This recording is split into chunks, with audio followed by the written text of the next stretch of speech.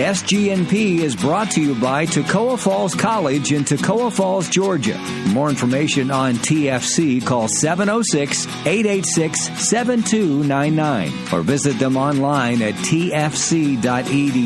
That's tfc.edu.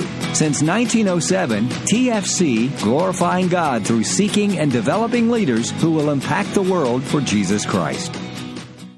Welcome to one of the most listened to music news podcasts in the world, SGNP, with your host, Darien Southerland. Join us as we talk with industry leaders, artists, and entertainers about their faith, family, and careers. This is information you will not find anywhere else on radio, web, or in a magazine, but only firsthand on SGNP. And welcome to SGNP. Darien Southerland here with you today. Man alive, been a few days and a good time. Today I'm excited. You know, people say, why are you so excited today, Darien? You always say you're excited. Well, yes, I always say I'm excited. But today we've got Phil Collingsworth coming on. And I said the other day when we were talking about this interview, every time I say Phil Collingsworth, I want to say Phil Collins. You know, the old Genesis singer from back in the day, the rock group Genesis, and then the soloist Phil Collins. But I got a little special announcement for you today. Not only are we going to talk to Phil, but his wife Kim's going to join us. So we'll have Phil and Kim on the show today, and it's going to be a great show. Hey, got some great new information coming out to you. SGNP, proud to announce the Kia Summer Concert Series. That's right, to select Kia dealers across the Southeast. Now, folks, I hope this does well. And you folks in California that are listening to the podcast, you pray for the folks in the Southeast to show up in droves so we can take this thing national. But the Kia Summer Concert Series comes to Tuscaloosa, Alabama, June 14th to Julio Jones Kia. It's on a Thursday night at 7 o'clock for an absolute free concert. And no, it's not with me singing, of course, although I could sing. I don't think 500 people would show up to hear me. But the McCameys are going to be with us, absolutely free of charge. So there'll be a big tent there, big 80 by 80 tent. We'll be sitting up on a summer night. Bring your lawn chair, have a good time. 96.1 The Blessing will be sponsoring this, the radio station there in Tuscaloosa. So Julio Jones Kia, SGNP, welcomes the McCameys to Tuscaloosa, Alabama. There's another concert coming up in July, and then there will be another one in August. So we look forward to those three concerts over the summer in SGNP. Hey, coming up next week, we got a lady and her husband, Kelly Nealon Clark. Everybody gives Jason. Sometimes I don't think they give Jason enough credit. Jason's awesome. I mean, he's one of the best instrumentalist, one of the best arrangers, just a good guy all the way around and keeps that bus rolling. And if you follow Kelly on Facebook at all, you know the problems they've had with the bus. So Jason's probably got a certification as a diesel mechanic on there. But they'll be with us next week along with some other great folks. But before we go any further, let's go right now. Take a break, pay some bills, and we'll come back with Phil and Kim Collingsworth of the Collingsworth family. Grab your family around this podcast. They'll want to hear this. It's great information from these folks. SGNP is brought to you by Kia. Join SGNP this summer for the Kia Summer Nights Concert Series, a free concert at select local Kia dealers. The first concert is June 14th with the McCameys at Julio Jones Kia in Tuscaloosa, Alabama. For the God on the mountain is still God in the valley. It's the Kia Summer Nights Concert Series, starting June 14th with the McCameys at Julio Jones Kia in Tuscaloosa. Part of Kia, America's best value summer event. America loves Kia and gospel music. It's the Kia Summer Nights Concert Series, absolutely free. Brought to you by SGNP and Julio Jones Kia in Tuscaloosa, Alabama, June 14th. And welcome back to SGNP. Darien Southerland on the Kia Skyline this afternoon. And boy, oh boy, are we blessed today. We've got two of the finest people in all of Christian music, gospel music, Southern gospel music, traditional gospel music, CCM music. Overall, it's just music about the one we all serve. Phil and Kim Collingsworth. Folks, how are y'all doing today? Doing great. We're great, Darren. Thanks for having us. No problem. Hey, guys, you know what? And thank you for taking the time. I've saw you. You know, we're based here in Atlanta, so we get to see you every Sunday morning before we go to church, it seems, when you guys are singing with Dr. Stanley on In Touch. Y'all are almost like the official group down there now, aren't you? I mean, you know. We'll be back again this summer. It's been a little while since we actually done some filming of new music. And so this July we'll be back down there to film a bunch of new material for them. But, yeah, we're very grateful. Dr. Stanley and their program uses us a lot. It's an awesome show, and it's an awesome program, and a lot of people watch it all over the world, and I'm sure that's helped the Collingsworth family. Guys, when I read your bio, the first thing that comes to me is when you read it, there's 4 words at the top of it. It says excitement, which a lot of groups have excitement. It says spiritual anointing, which there's a lot of anointed singers out there in Christian music. Family emphasis in the Christian music world, family has always been a big part. But the thing that stands out when I read your bio, it says musical excellence. When you hear the Collingsworth family sing and you hear the enunciation of words, you hear the arrangements, you hear the harmonies, musical excellence is the pinnacle of what you guys, I think, are known for. What drives y'all in that musical excellence? Because you're good singers, and a lot of people that are good singers don't strive for that excellence. But I can tell you just from my musical background and in my training, you guys do a little bit more than just get behind the piano and sing a song. You prepare yourself daily. What drives you? Well, maybe I'll speak first here. When I was a child and I was playing the piano a lot in church, my daddy, or, you know, they would have me play a special offertory or whatever. My dad would always lean up to me and whisper in my ear, and he would say, Kim, give it 110%. Mm-hmm. And as a little girl, I remember thinking, that must be a lot, because I thought 100% was everything. And then he would always say, do it for Jesus, do it for Jesus. And personally, from my perspective, I'm just of the strong opinion and the philosophy that God deserves our best. It won't be the best, but it should be our best.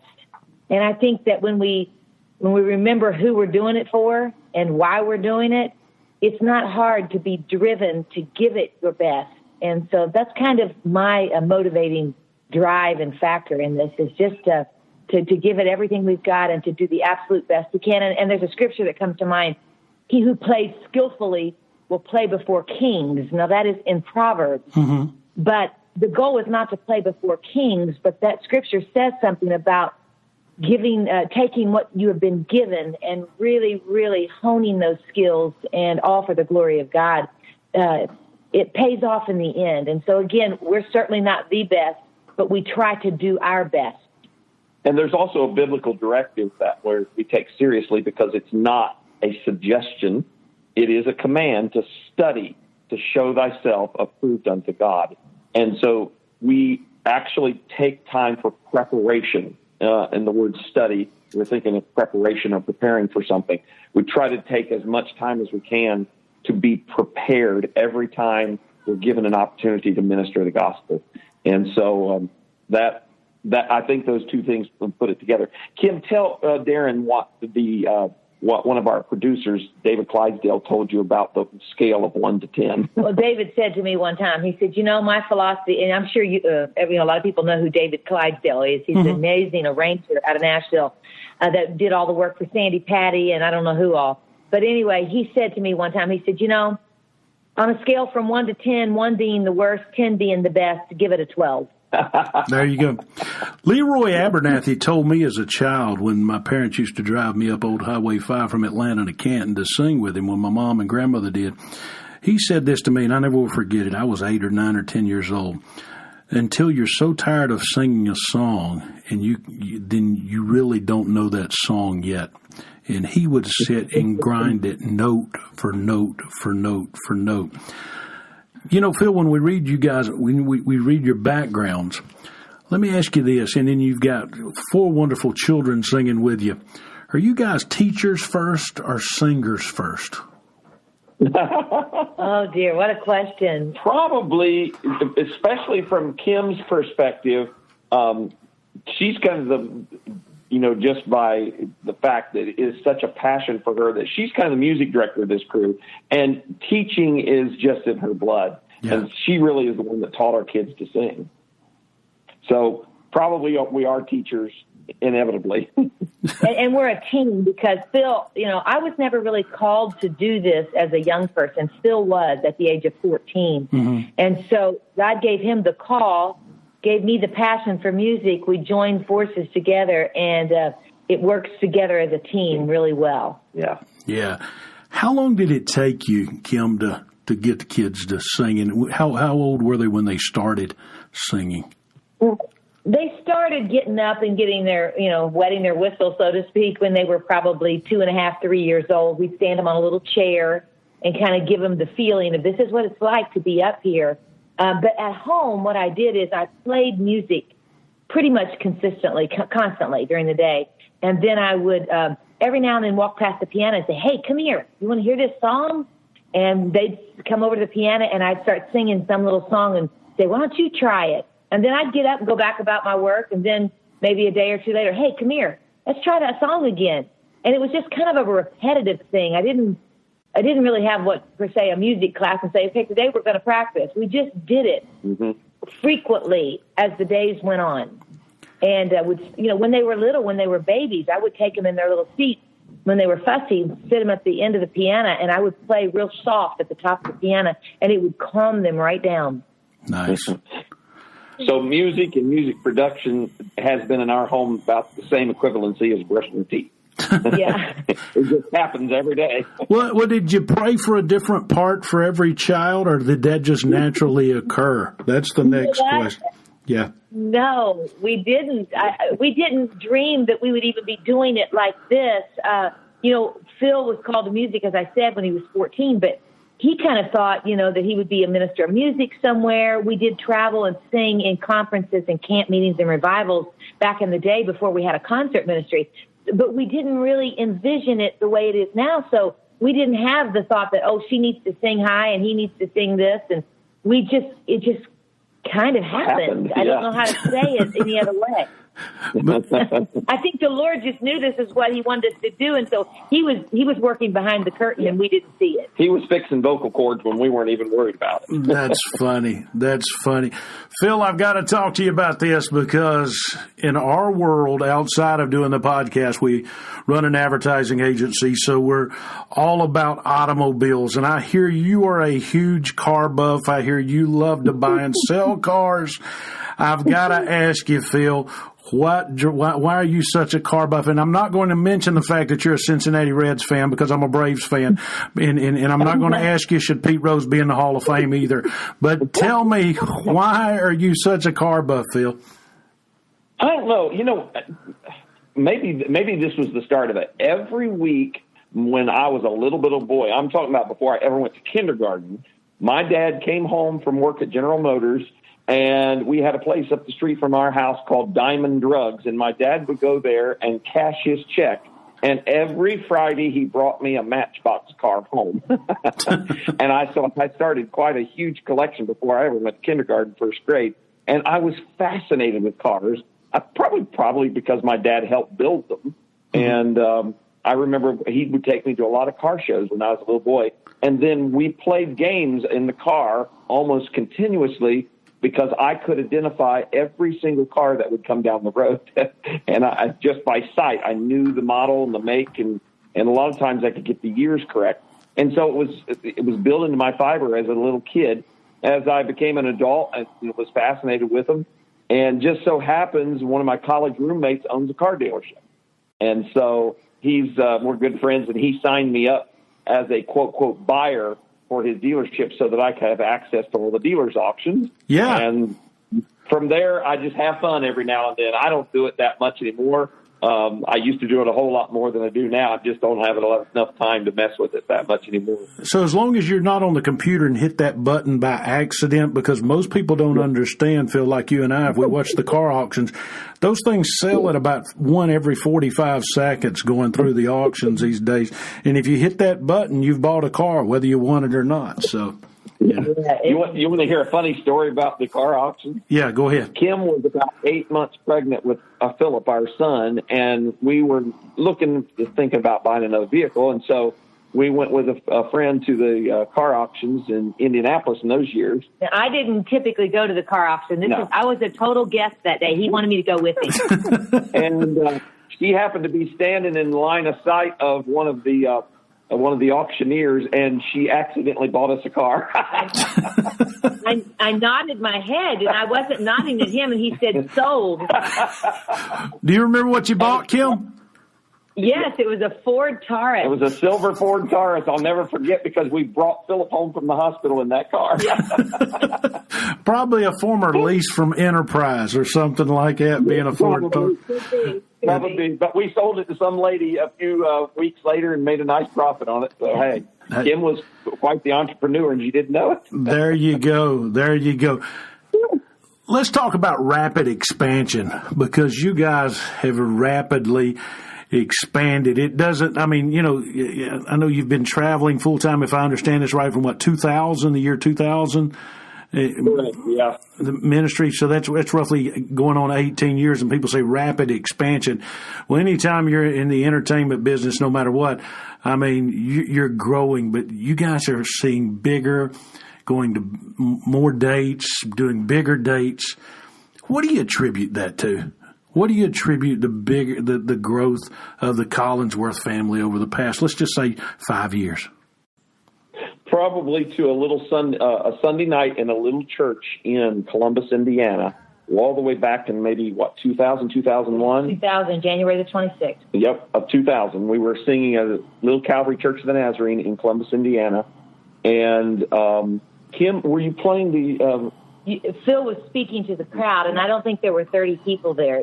It was a tiny church, and there were many empty seats. Yeah. And he was talking to the audience, and I don't know what he said. I don't have no clue, but I was playing kind of softly behind him, and the Lord began to talk to me. And usually Phil, as I said, gets all the big visions and dreams, and I just kind of hang on to his coattail for dear life. But this time it was for me, and the Lord spoke to me and began to talk to me about the busyness of our life. And I kept playing, and the Lord said to me, there's so much I could do. And I didn't hear an audible voice, but it was in my heart, And the Lord began to say to me, there's so much I could do through your little family, but you and Phil don't pray enough. Wow. And it arrested my spirit. It was like I froze in time, and the Lord began to talk to me, and I looked down on the front seat, and there were my 4 kids. They were 10, 9, 6, and 2. And the Lord gave me 2 things he wanted me to pray about. He said, I want you to start being intentional about the salvation of those 4 kids. And then the Lord began to speak to me, if you travel all over and you save the world, but you lose those 4 children, you're not successful. So true. And then the second thing was that I just felt in my heart was that he wanted us to pray that God would help us to be effective for his kingdom out there, not ours. And so I told Phil immediately after the concert, and it was just, again, such a tiny little church and nobody hardly there. And so he tore the little sound system down, and we got in the van, and I said, God really spoke to me tonight. And he said, what about? And I told him. And he said, I've got to be gone tomorrow night. He said, we could start praying. This was a Sunday night. He said, we could start praying on Tuesday because I'll be home Tuesday night. So we agreed in the van that moment. Okay, let's do it. And we talked about it, I believe, on the way home. And anyway, he came home on Tuesday night. We put the kids to bed early and went downstairs into the living room. And we sat there and kind of looked at each other because it was awkward. I mean, it was like, you have your daily devotions or you pray with your kids, but not a lot of married couples, I know we didn't, get together just to pray together. Mm-hmm. And we sat down and kind of looked at each other, and I said, I know 2 things we're supposed to pray about, and I named those 2 things I felt like God had mentioned to me. And anyway, we began to pray on Tuesday night, and we tuck the kids in bed every Tuesday night early. And I remember Olivia would say, "What you doing, Mom?" And she was very little, 3 or 4. And I said, "I'm going downstairs to pray. Daddy and I are going to pray." And she said, "What you going to pray about?" And I remember telling her, "I'm praying that you will serve Jesus with everything you've got for your whole life." Yeah. And she said, okay. She didn't understand. Right. But that is really, so many things have been born out of those Tuesday night prayer meetings. So every Tuesday night, you'd have a prayer meeting. Every Tuesday night. And many nights we've been gone on a Tuesday night. Many nights I've gone to the front of the bus and said, "Hey, it's Tuesday night. You want to pray?" And he said, "Yeah, let's pray." So I would sit up by the driver while the kids were in bed, and we would pray riding down the road and in the bus. Yeah. And we've missed Tuesday nights. I'm not saying it's been an absolute 100% record, but it is. We know when Tuesday night rolls around, it's time to pray. And that's the key of the expansion right there. That is the key. And one of the things we would pray also is the prayer of Jabez. Many a time we've prayed that prayer that the Lord would expand our territory. And then we've also asked him to carefully open the doors that would be effective for your kingdom and close the doors where your kingdom would not be glorified. Yeah. And we promised we wouldn't push on the doors that were closed. And so it's hard to put your finger on one thing. I will tell you this, though. I've told my kids so many times, if you will, this is an old term, but it really speaks to me. When you 100% sell out to God's will, you surrender to it. And you say, "God, here's my life. Take my hands off the steering wheel. Do what you want. I'm getting in the back seat. You drive this thing." Yeah. So many things happen in our lives that we could never imagine. Yeah. They've been beyond us. So, you know what? We very humbly acknowledge that God has blessed this ministry, but the minute we get out of the back seat and put our hands on the steering wheel, we hit a tree every time. Where were you at? Because I've asked a lot of performers this, and some come up with a moment, some can't. But where were you at when y'all looked at each other and realized, hey, God's got something real big for us that we totally never even dreamed was going to happen? Where were you at when that kind of hit either one of you? And you looked at each other and you said, "Man, we just sang at XYZ, or we just performed here. Can you believe this?" Where were you at when that first moment hit you? Boy, that's a really good question. I'm thinking. I don't know. Well, I can tell you one moment that happened to us. I don't know if it was the very first one.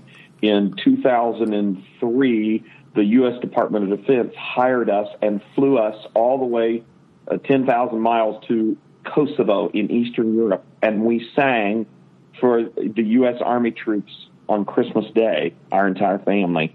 And I'll never forget that concert and standing there on Christmas Day in front of about 1,000 officers and Army personnel, and the brigadier general in charge of all Eastern European forces sat on the front seat. And tears just streamed down his face while we were singing.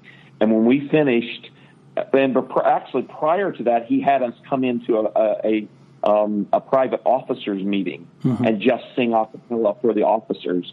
And they began to weep and cry in that meeting. And probably those two occasions, which happened one on Christmas Eve and one on Christmas Day, were probably at least one of the first two that we looked at each other and said, "Can you even fathom we're here?" Nice. So nice. Yeah. Kim, I'm going to ask you a question because Mother Hen will know the answer to this. Papa Bear will know. Papa Bear will know the answer too. You know, I think if my studies are right, 3 of your children are married now. Am I correct, or is it 2? Yes. Three of them. Three of them are married now. I know every gospel music fan and Christian music fan in the world wants to know this. How are you able to keep 4 separate families and a daughter together still singing? Because it seems when you talk about family groups, and we can go back in the history of gospel music and talk about family groups, and when folks start getting married, they start falling off like feathers out of a chicken's back or something. I don't know. That's a weird analogy. But anyway, so how do you keep everybody together? How do you keep everybody? I'll pick on my buddies, the Crab family, for just a second. How do you keep everybody from going their own way right now? Well, I tell you, again, go back to the Tuesday night prayer meetings. One of those nights, the Lord began to talk to us about our schedule. And when the dates started coming in more and more and more, and then the dates got that we had too many requests, and I say that carefully because I don't mean that boastfully at all, but we were getting more requests than we really felt like we could comfortably take with 4 children. Mm-hmm. And this was when they were smaller. So we began to pray on Tuesday nights, God, would you give us wisdom? Would you give us wisdom to know how to do this? And somehow along the way, he kind of brought to my mind the scenario, what if we did 3 weekends and we did 3 concerts each weekend? That would be 9 dates a month. And what if we took 1 weekend off a month, went to our own home church, the kids got to go to their own Sunday school classes, they got to hang out with their youth group, and what if we had some kind of go back and touch home base for a little bit, and then you do your 3 weekends. And of course, I homeschooled, so we were home during the week anyway. So that kind of came, so I took it to Phil and said, what do you think about this? And he said, well, I think that's a good idea. So we told our booking agent at the time, don't book any more than 9 dates a month. And then the other thing was we started, I felt like the Lord spoke to me about giving the kids some consistency. They needed some constants in their life, something that would be the same every year. And so we chose 3 events. In the spring, we chose this convention that we had grown up going to. It's a major music convention and a lot of awesome preaching and youth events. And it's in April. We chose that. We told our booking agent, here's the dates, here's the website, go check the dates. Don't ever book those dates. Our family's going to that convention to sit in the bleachers every year. The second thing was a youth camp in July. We took the kids. Phil would be a ball coach, and I was working in the office, and the kids were campers all week and played sports from morning till night and went to these amazing services where they heard good preaching from, youth-oriented speakers and blah, blah, blah. And then the third thing was a youth convention in the fall. We took them and dropped them off. So that kind of gave them a basis instead of they weren't just roadies. Yeah. They had a life at home. Right. And so then as they got older, we really strongly felt like this was working. Thank you, Lord, for this wisdom. This is working. Well, then the girls got engaged, and I thought, okay, this is going to go, this is going to stop. The Lord's probably going to call Phil and me to do something else. And the girls' fiancés talked to Phil. They got married 5 months apart. And they said, could there be any way the girls could stay on? They love singing, and we love your ministry. Well, we were shocked. I asked the boys, I said, are you crazy? And I said, the Bible says to leave and cleave.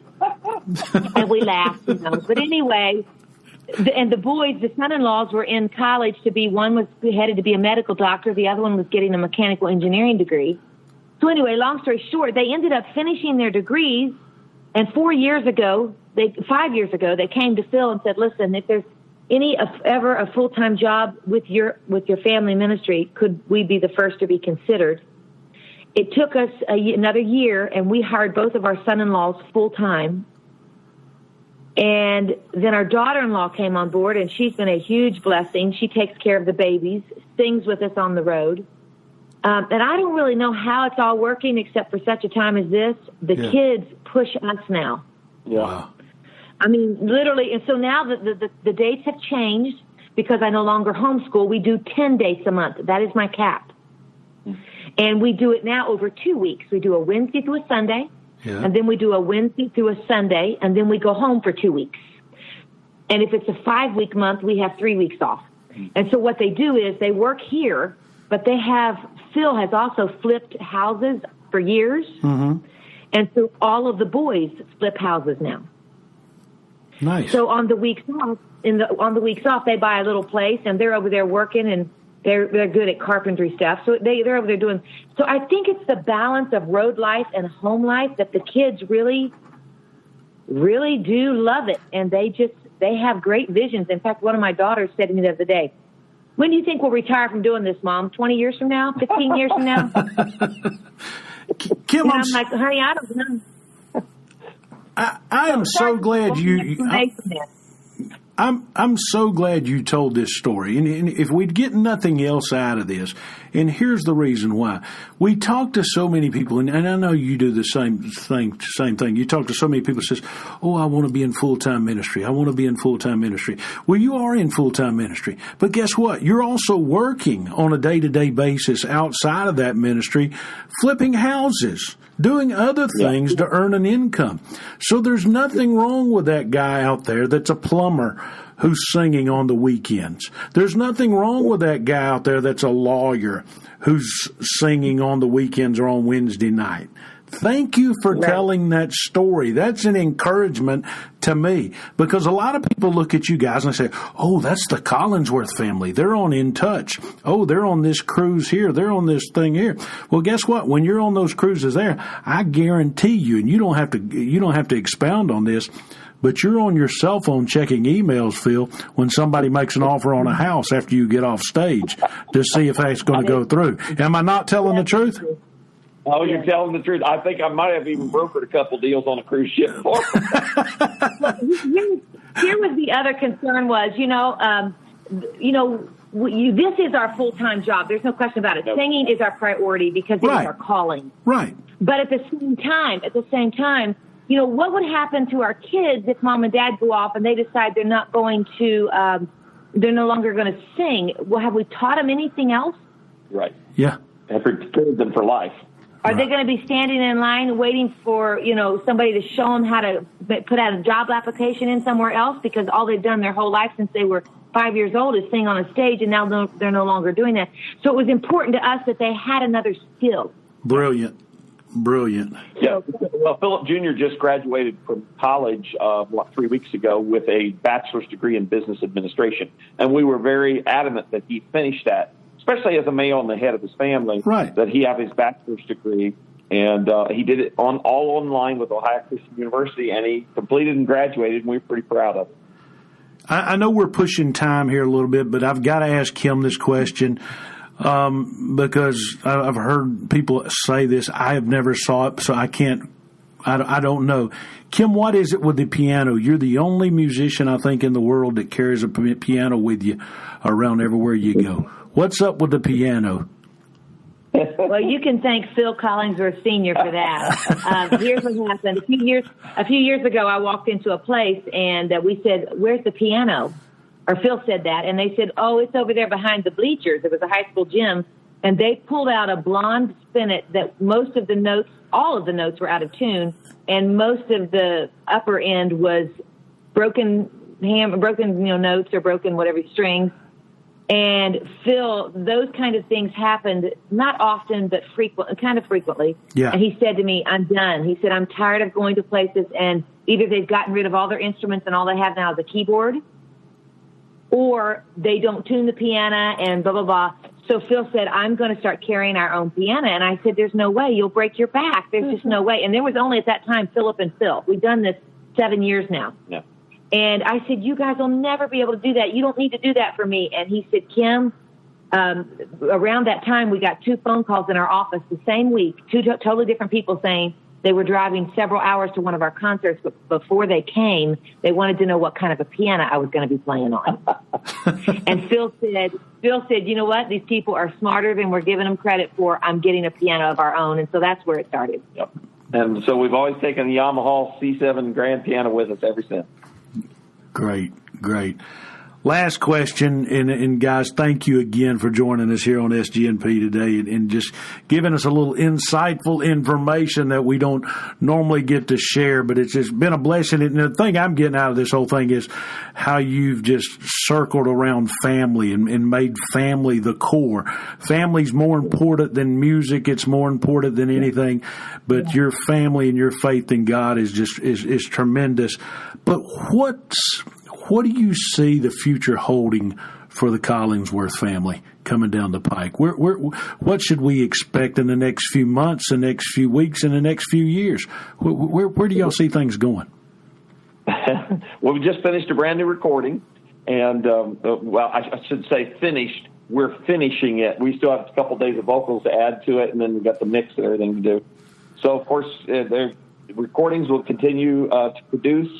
We are actually in the process of adding a big dining room area to our home, and we're going to use that area for internet broadcasting. And so we plan to film both some videos in that area that will be available for sale in the DVD format, but also have live internet broadcasting from that particular room. And so that's an investment that we're making in the future, since everything will eventually be digital. And that's where we're headed. So we're making sure we're ahead of the game on it. I don't know. We don't have any clue how many more years the Lord will allow us to do this. We actually have 18 full years behind us. We're in our 19th at this point. And who knows, but we certainly have no intention of quitting anytime soon. We're having a great time. And our philosophy is this, a lot of people burn out, it's something we have to watch for ourselves, because it's a human thing. You can be doing all the right things and all the great things that you think are spiritual and whatever, but if you do too much of a good thing, you're going to burn out. And so we can have to gauge ourselves. I often say, though, you really don't burn out doing what you do. You burn out if you forget why you're doing it. Yeah, I like that. And that really, so we kind of have to gauge that. But all that to say, we've said, Lord, as long as the water faucets are still running and they're turned on, and you're providing, and the dates are coming in, and the kids are 100% on board, we're putting that bus in drive, and we're going to keep going. Fun. Well, guys, thank you so much for your time today. I know your time is precious to you. And Phil, I know you've been trying to sell a car or a house while you've been on the phone with me today. And it's always refreshing to talk to folks, not only about their ministry and their careers, but just about life and family and all that good stuff. And I know your fans are going to enjoy this. So thank you for your time today. I appreciate it. Yeah. Thank you for having us. It's been our privilege and honor. Our honor, Darren. Thank you so much. The life of being involved in media isn't normal. There's no such thing as 9 to 5. On top of that, I got a daughter graduating college, a son up in North Carolina working, and commercials to produce, and a wife. My wife likes to spend time with me, I think I heard. The bottom line is that everything I do requires energy, focus, and staying in the right mood. Thankfully, I was introduced to this company, Brick House Nutrition, and their amazing product, Dawn to Dusk. Dawn to Dusk is an extended release energy supplement which lasts up to 10 hours, increases energy, improves moods, and stimulates your brain. I need that. Unlike coffee, which I don't drink, there's no crash. I drink tea. It's healthy and physician formulated and has no side effects whatsoever. All the ingredients and information are available for you right there at brickhouse.com. That's brickhouse.com. And right now, listeners to SGNP, Southern Gospel News Podcasters, get 10% off a 1-month supply, but only when you use the offer code SGNP at checkout. Go to brickhouse.com. Buy the product Dawn to Dusk. Type in SGNP at checkout and get 10% off. So if you're tired of wasting money on 7 cups of coffee a day and want something new, or just 1 cup of coffee at those fancy coffee places equals about 7 sometimes, you want something that'll give you a boost, enhance your mood, increase your focus, this is for you. Get 10% with the offer code SGNP at checkout when you go to brickhouse.com. That's brickhouse.com. And welcome back to SGMP. Darien Southerland here. Hey, that Brick House stuff, it works. Gives me more energy. I will tell you that. But I'll tell you what else gives me more energy. Not eating so much barbecue. Lord, I know my friend Tony Gore don't like to hear me say that because he's got one of the best barbecue restaurants in all of Sevierville. But then again, you can get grilled chicken there, and I don't need to eat so much barbecue. I would eat barbecue every day. Matter of fact, I love barbecue so much that my kids, Dad's how it is. You get different Father's Day presents and different Christmas presents through the year. So what I started telling them to get me was a T-shirt from a barbecue restaurant around the country. So I've got all kind of barbecue restaurant T-shirts in my drawer at home. And they say all kind of things, like we have the best butts, or, kiss our ribs or something. I mean, there's something on every one of them. But, hey, I love barbecue. Can't complain. I love North Carolina barbecue, Lexington House. Man, that stuff's good where they put the slaw on it and all that kind of stuff. And then right here in Atlanta, I love Wallace Barbecue. My producer, Charlie, he loves Wallace. I know he loves Wallace, too. He's got his thumbs up over there. I love my friends at Old South. Ate there yesterday. Ate at Old South yesterday. And in Alabama, Golden Rule has the best barbecue chicken in America. And you can't forget about Fat Matt's Rib Shack over there in Tuscaloosa, where we're doing the big concert. And then Memphis has great barbecue. And Kansas City has great barbecue. And Texas has great barbecue. I'm wondering if New York has good barbecue. Folks in New York, join us. Let us know. Hey, maybe we'll that's what I'm going to do on our Facebook page, Southern Gospel News Podcast.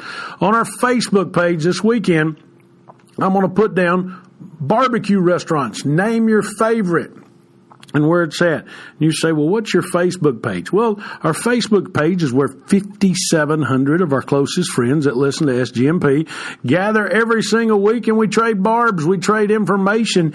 And believe it or not, folks, that's me 9 times out of 10 answering all the questions. It'll say from Darien Southerland, and then it's me. And then on Saturday night, we do our church promotion where we say, give me the name of your city and your church you go to. And every Saturday night, about 100 different people name their church and their city, and they challenge me to look a picture of their church up on Facebook and post it. I couldn't do that last Saturday night, and you want to know why?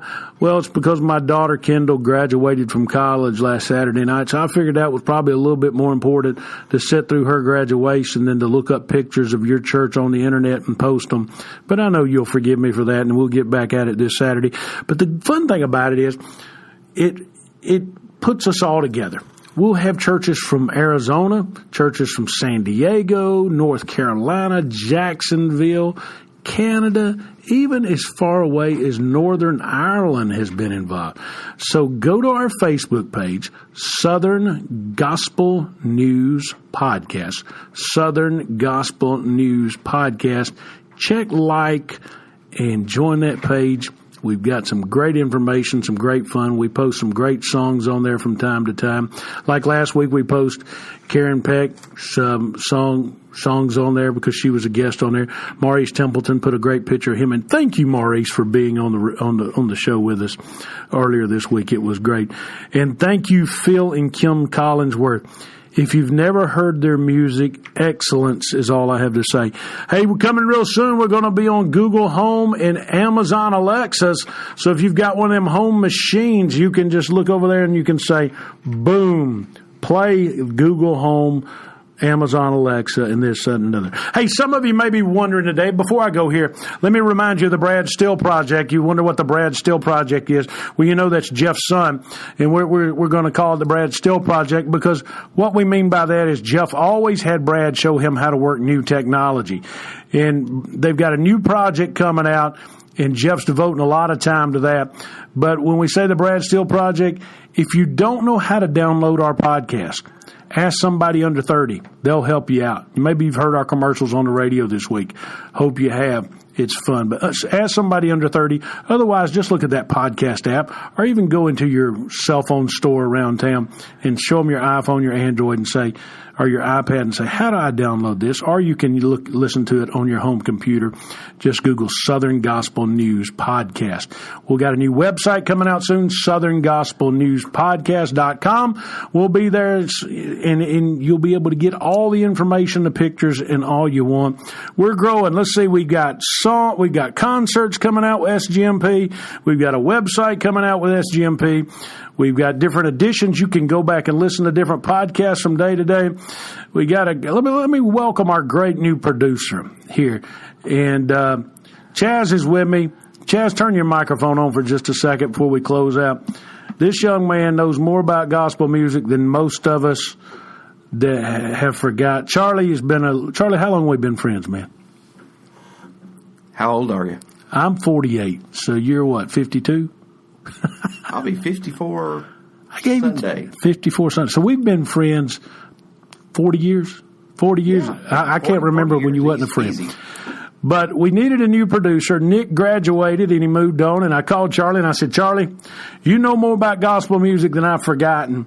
So I need your help. And he so graciously come over here to help us. And Charlie does some great things, and he's helping us out, and we appreciate that. And he'll throw some influence in here. But if you're wondering where Jeff is, let me tell you where Jeff is.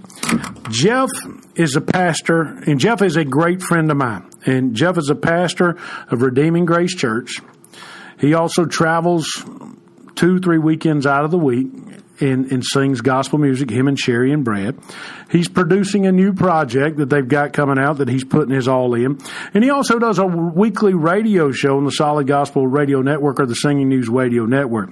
So Jeff asked me, he said, Darren, I know we've just started together, but he says, man, I'm an old man now. These are his words exactly. I'm an old man. And can I just take a break and bow out and I need to concentrate on my church. And what am I supposed to say? No, Jeff. I just said, Jeff, we're just like a gospel music group. We change members ever so often. What do you think, Charlie? So we're going to have guest host coming in with us. Next week, we got our first guest host coming in with us. It'll be our good buddy with the Kingdom Heirs. Arthur Rice is going to sit in with us. So we'll have that. But if you want to go back and listen to any episode, remember on SGMP, feel free to go back and listen. You can hear Jason Crabb, Mac Powell, Libby Perry Stuffle, Karen Peck. Just the list goes on, and it's growing daily. And today it's Phil and Kim Collingsworth. Thank you guys again for being a part of it. Listen, share, click. SGMP, 4 things. Edify, encourage, inspire, and entertain. If we do that, we've helped you out. We look forward to talking to you next week right here on SGNP. SGNP is excited you chose to listen today. If you'd kindly leave a remark and rating in the podcast remarks section, we surely would appreciate it. Please share with a friend or family member. Look for us on Facebook, Twitter, and our new website, southerngospelnewspodcast.com. And remember the Kia Summer Nights concert series, all 100% free, coming to a town near you. For more information on the concert series or to advertise your products, services, concert event, or new project on SGNP and reach a 100% guaranteed number of people in your area, call Tim Newton at 770-874-3200 or email him today, tnewton@bgadgroup.com. Let us geo-target our ads for you, something radio nor magazine can do.